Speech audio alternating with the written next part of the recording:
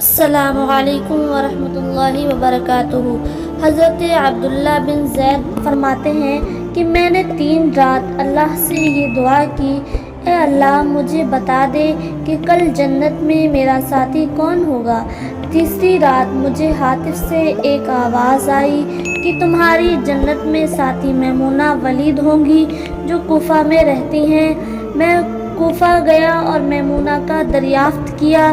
لوگوں نے بتایا کہ وہ تو ایک دیوانی عورت ہے جو ہماری بکریاں چرانے جایا کرتی ہے اور شام کو واپس آتی ہے۔ میں نے چرگاہ کا پتہ لیا اور شہر سے باہر جنگل میں نکلا۔ دیکھتا کیا ہوں کہ میمونہ نماز پڑھ رہی ہیں اور بکریاں اور کچھ بھیڑیے ملے جلے پھر رہے ہیں۔ نہ بکریاں بھیڑیوں سے ڈرتی ہیں اور نہ بھیڑیے بکریوں پر حملہ کرتے ہیں۔ میں وہاں بیٹھ گیا۔ اتنے میں میمونہ نے سلام پھیرتے ہی کہا، اے عبداللہ، وعدہ تو جنت میں ملنے کا ہے، یہاں نہیں۔ میں نے کہا، تمہیں میرا نام کس نے بتایا؟ وہ بولی، جس نے تمہیں میرا پتہ بتایا۔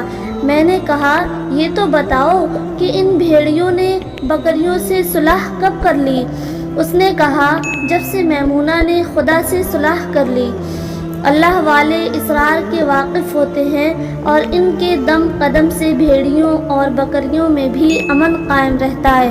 ایک یہ مثل بننے والے بھی ہیں کہ ان کے دم قدم سے باپ بیٹے میں، بھائی بھائی میں، ساس بہو میں اور گھر بھر میں جنگ جاری ہے۔